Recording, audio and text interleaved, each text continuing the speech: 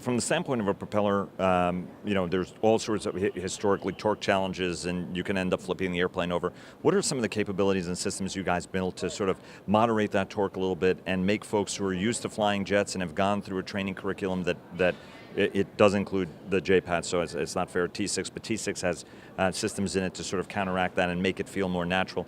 Talk to us about some of the challenges, for folks who may not be familiar with something spinning in the front of it when they're flying it. I'm glad you asked about the torque challenges of the aircraft.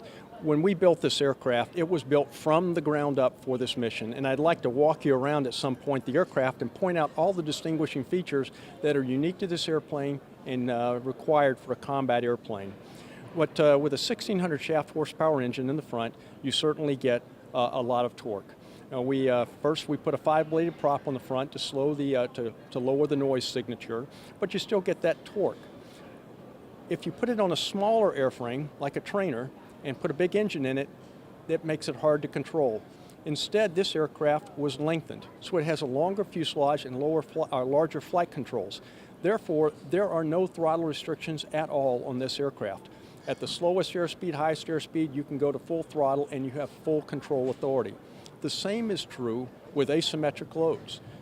This aircraft can fly perfectly well with an asymmetric load, and as a combat pilot, you know that sometimes weapons don't come off or you don't want to use all of your weapons at once, so you have to be able to fly with a non-balanced load.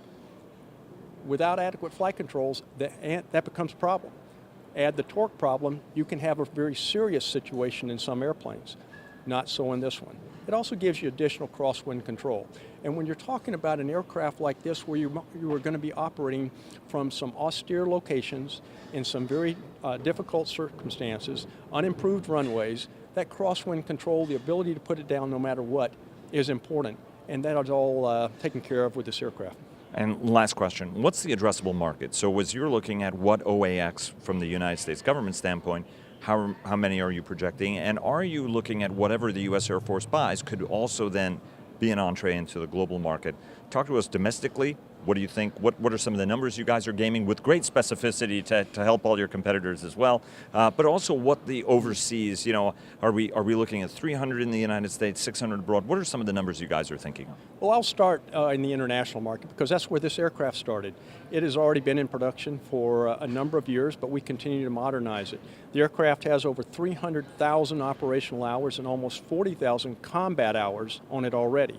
But we continue to improve it to meet each customer's specific demands. So we are already engaged in combat across the globe against counterinsurgency operations against ISIS, the Taliban, the FARC, other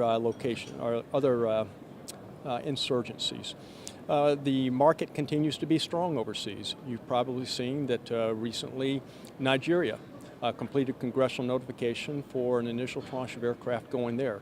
We're in discussions with a number of other countries across the globe independent of the OAX program. So the demand for the aircraft is very, very strong. When they look at their mission demands, they look at the offerings that are available across the globe, they continue to come back for the A-29 because it was built for this mission from the ground up. As far as the U.S. market is concerned, we're reading the tea leaves like everyone else. The last thing I want to do is get out in front of the Air Force and tell them what I think they ought to be doing. They're pretty smart about this stuff. Instead, I'd rather look at what Congress has said. Senator McCain obviously has suggested a buy of 300, but there's no money in the budget, and I understand that the Air Force will need additional top line if they're to go forward with the program. But in the interim, we're excited to be part of the OAX demonstration, the experiment that they're being part of. To buy an aircraft for the U.S. Air Force is often a multi-decade process, but they are trying something different with the OAX to try to accelerate this by partnering with industry, and we're proud to be a partner of that effort. We'll support the Air Force as they go forward. We certainly hope there's a program here because we think it addresses all of those issues that the Air Force has, the pilot shortage, the cost of training, the seasoning cockpits, the partner capacity, and fighting a war in an economical standpoint. We address those issues better than anyone else out there, and we hope it goes forward. This is the last question. Mobile Homes talked about an ISR application that we don't necessarily, we may not always need a large airplane. Is this something you could modify and use as sort of a very localized ISR platform? I suspect the answer to that might be yes, but I thought I'd ask you anyway. I could answer it a couple of different ways. I could say no, because I don't need to modify it. It is already an ISR platform. It comes equipped with an ISR capability with electrical, optical, infrared sensor ball. That ball also, because we talked about how the fuselage is longer for the flight controls and for the control authority, that also allows me to mount that sensor ball forward of the wing line, so when I go into turns like some other aircraft, I don't blank that sensor, so I maintain a good field of view, which is important, particularly in like mountainous terrain in Afghanistan and other places, in a counterinsurgency operation in urban terrain where I need to keep a focus on the ground target. So this aircraft has that capability right now, which also means that as a U.S. Air Force, if they bring it on board, were they to put any in a Title 32 National Guard capacity, is also an asset that now the governor can afford to use. The governor who has a unit that flies F-16s, F-15s, has difficulty finding a state mission for those aircraft.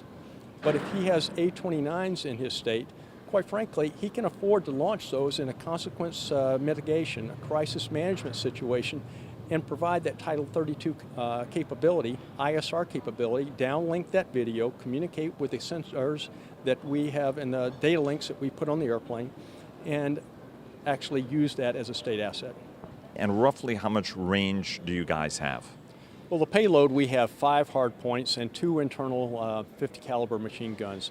On those 5 hard points, we can load approximately 150 different load configurations, totaling about 3,300 pounds. With a combat load, we can stay airborne for a little over 4.5 hours. So it's got the range that you need, plus you put in the capability to land close to the fight on any surface whatsoever, improved or unimproved, you have a great capability. And what's the max speed of the airplane ballpark? Ballpark, the aircraft will do about 335 knots. And it was interesting while we were talking that you said that you guys had learned an enormous, lessons even from the P-51 Mustang, which was one of history's all-time best fighters, but somewhat less good of a counterinsurgency and ground attack airplane, and it was used in that mode. What was that Achilles heel that taught you how to do something different on this airplane? Well, we tried to learn not only from our own experience, but from the experience of history as we developed aircraft. As far as P-51 was concerned, again, a great airplane air-to-air in World War II. Took it into Korea in an air-to-ground roll, and you had an oil cooler that was located on the bottom of the aircraft, and it kept being hit by ground fire, losing aircraft and crews. And so what we did, we moved the air cooler over into the wing route to protect it. We did the same thing learning from the Germans, where they had fighters that were lost, over half the fighters lost on takeoff and landing because the gear was short and narrow. We widened the stance, put a robust gear on to again take into account that very powerful 1,600 shaft horsepower engine and the torque you provide, making it easy for the pilot to fly. And takeoff roll-wise, and I know that that's altitude dependent, load dependent, but give me sort of an average battle configuration, give me a good average altitude. What sort of a takeoff roll are you guys talking about, and how unprepared, because this is a pretty sophisticated airplane, but you're telling me that it has agricultural operating properties. I will tell you, to warm up for our demonstration at Holloman Air Force Base, we went on a hot summer day to an unimproved field at 7,800 feet that had gravel, rocks, potholes, small trees and roots growing out of it, and we practiced takeoffs and landing. So it will handle pretty much anything that the pilot has a nerve to attempt. So takeoff distance, ballpark, what are we talking about? Ballpark with a combat load would be about 2,500 feet. Which is pretty impressive by any right. Absolutely. I would be very pleased with that, and again, depending on the altitude, might be less than that with a lighter load as well. So very, very versatile aircraft.